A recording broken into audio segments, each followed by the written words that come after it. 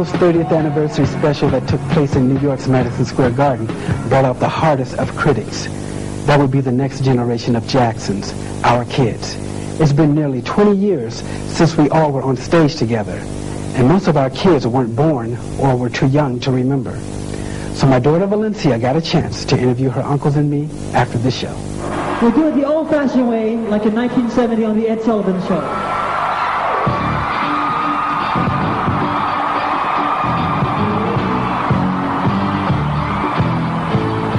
How did you guys feel last night?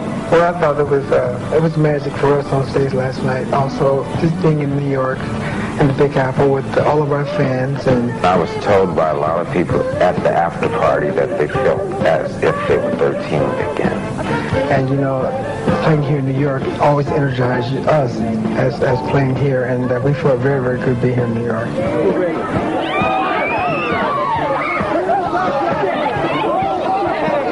Liza Minnelli was great. I love you, Michael. Thank you. I said, there's people out there that just love her. You know, and Sync was great. And, especially Whitney, she came out and she just tore it up. Oh, she tore it up. So don't you get under. You're stuck in the middle. Your pain is thunder.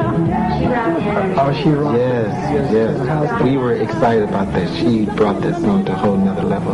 Our show was good. Our show, Monica, they all were great. Everybody was great. As far as choreography is concerned, were your steps still real sharp, or did you think your age caught up with you a little bit? You know, your pops, Your dad. you try to cut a hole in the rug. I just try to watch Marlon, you know, and Marlon keeps me in the groove, you know. So, you know, we just stay on top of it that way. It's good, working together. How do you think this reunion compared to the Motown 25? I'll be there to comfort you. Feel my world seems around you. I'm so glad that I found you. Oh! I'll be there with the love that's strong. I'll be your strength. I'm holding on. This was probably more exciting because it was more live. The Motown 25 was more contrived. I mean, we did our parts live, but this is a live, big crowd, which was better. And also, too, same token, you know, we were all playing live instruments on stage. And Jermaine with the bass, Jermaine with the keyboard, Tito with the guitar. Some things in Motown 25 was pre-recorded a little bit, you know, but this is live stuff here happening, so. It's the real deal, baby. And that's what people want to hear, their live music, and that's what we try to give them.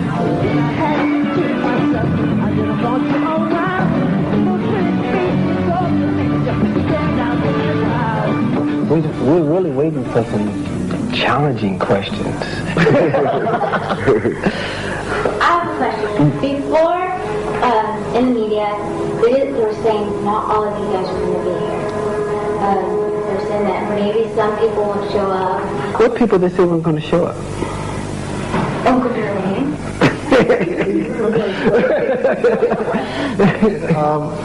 There was a statement that I had made, and I was given 30 minutes to sign a contract, and I was in Orange County, and I was told if I didn't sign it, they were going to put out a statement that I chose not to do the show, and that's exactly what happened. It was a misinterpretation of my statement, because I never once said I wasn't doing the show. I'm here. I was always going to be here. I had a bass guitar made, had my clothes made months ago, and I'm here. I'm happy to be here. Now we're going to go back. We're going to take it back a little bit. Back to Gary. How far? Back to Gary, okay. Really far.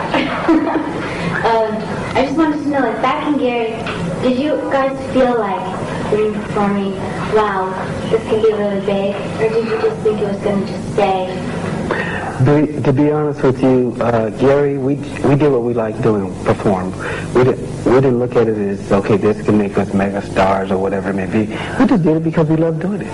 And really, that was it. It was something to do. And your grandpa rehearsed us and rehearsed us and rehearsed us and rehearsed us and rehearsed us. It was, and rehearsed us. Yeah, back in Gary, like Marlon said, it was something that we wanted to do, was make music, because everybody in the neighborhood, there's a lot of groups around Gary, Indiana, and everybody was doing that, just to win that little trophy, you know. And when we weren't singing, And rehearsing, we were all playing Little League Baseball. We was playing sports. You know, Yeah, because there was no Nintendo and Sega. Yeah. So it was rehearsal, baseball, and chores. Yeah. That's what I did right there. Yeah. In that order, just like that. Yeah. You ever seen the house that your father you used to pee in the bed? Yeah, I did. Yeah. You ever seen that house?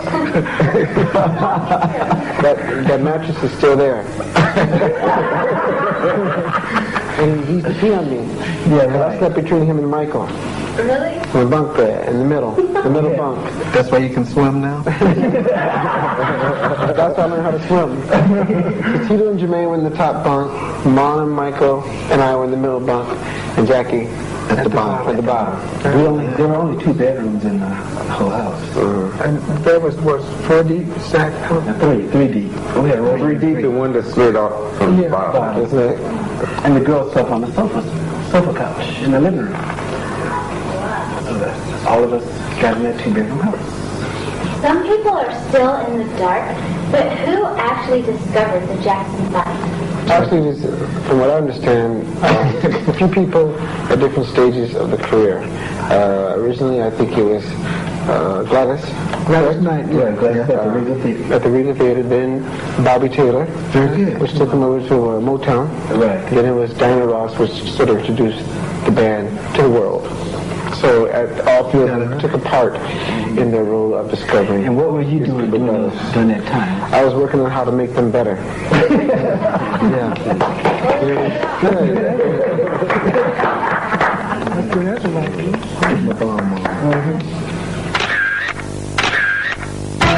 Stay tuned.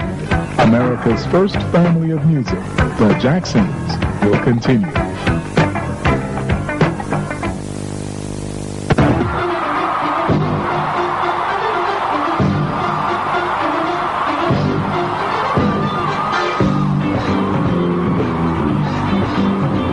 So there you have it, a little bit of history on my brothers and me, and I hope you enjoyed this time as much as I did. Thank you for watching this special NBC Network presentation. I'm Marlon Jackson. I'll see you later. I saw the Jacksons at the concert at Madison Square Garden, and they still have the electricity. There's only one family like that.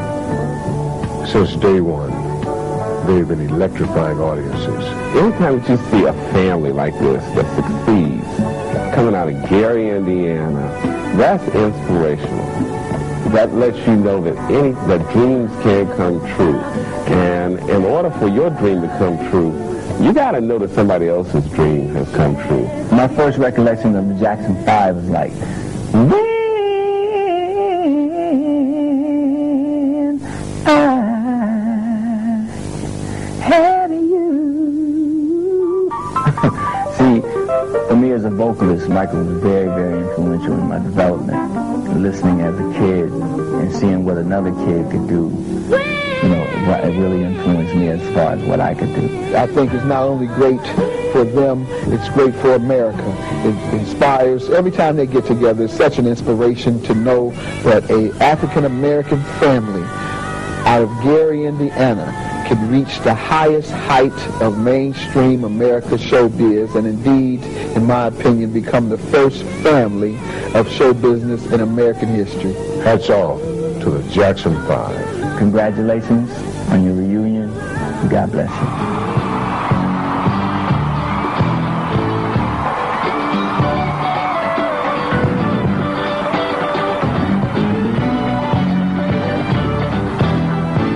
One, two, three. Hi, we're the Jack 5. I'm sorry.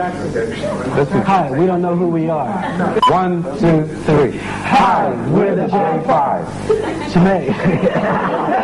Jermaine said Osmond. 1, 2, 3. Hi, we're the J5. 1, 2, 3. Hi, we're the Jacksons. And you're watching the major broadcasting cable network, NBC.